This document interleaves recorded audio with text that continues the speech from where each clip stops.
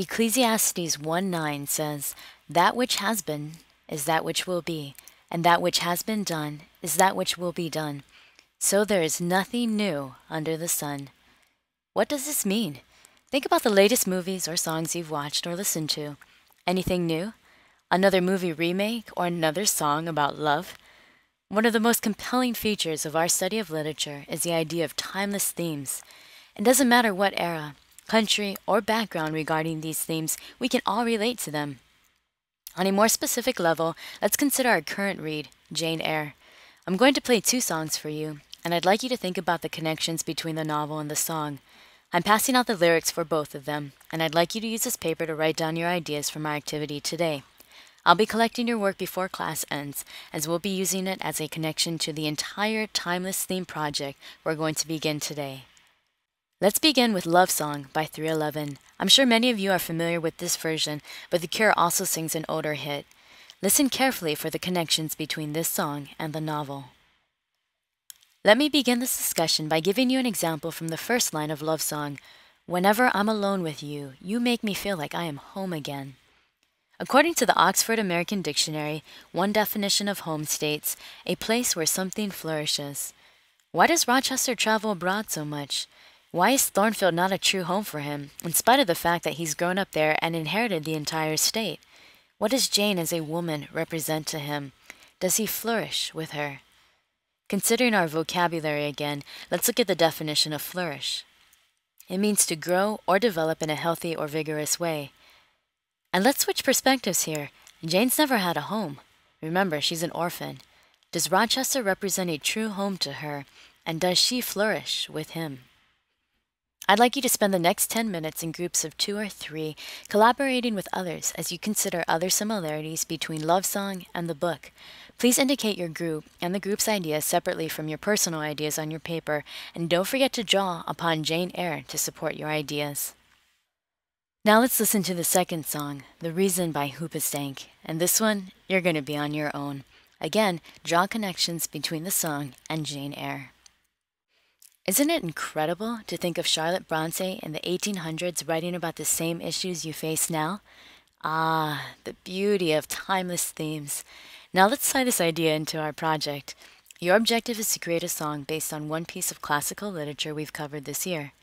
First, select a literary work, and one that you've already analyzed for your journal is fine. Make sure this is one that has personal meaning for you. The passion will push you to critically examine the work as you apply it to your life.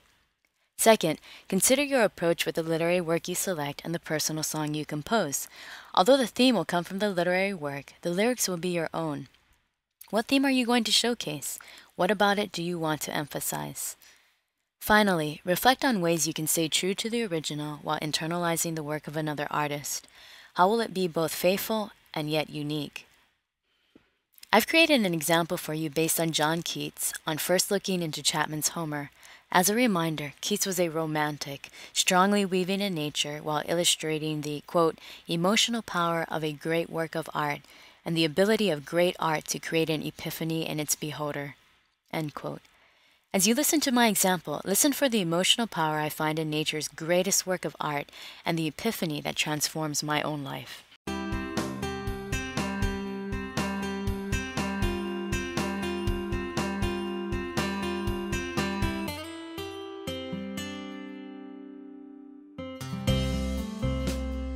In this journey we call life, I've experienced the fullness of joy and the sorrow of strife. I've met incredible people all around. I've seen unbelievable natural beauty as it surrounds. Amazed, transformed, amazed, magnificence has altered my days. I've seen the best of our human race, but I've also turned from betrayal of a loved one's face. I was happy. I wouldn't have asked for more. But then it happened, and my old life slipped to the floor. I was amazed, transformed, amazed. Magnificence has altered my days. Even though I've witnessed the unbelievable, although I've completed the unachievable, I was moved in such a deep way. I simply had to say, amazed, transformed, amazed. Magnificence has altered my days. It was simple, but it pierced my heart. I was dazzled by such a masterpiece of art.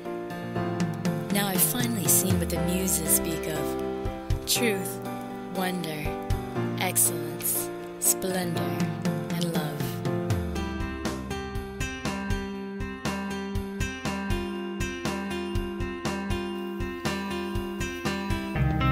On first looking into Chapman's Homer, written by John Keats, 1816. Much have I traveled in the realms of gold, in many goodly states and kingdoms seen.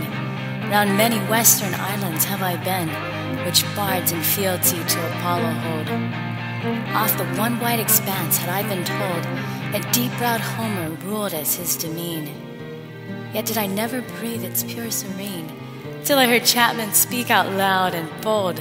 Then felt I like some watcher of the skies, when a new planet swims into his ken, or like stout Cortez, when with eagle eyes he stared at the Pacific and all his men looked at each other with a wild surmise, silent upon a peak in Darien.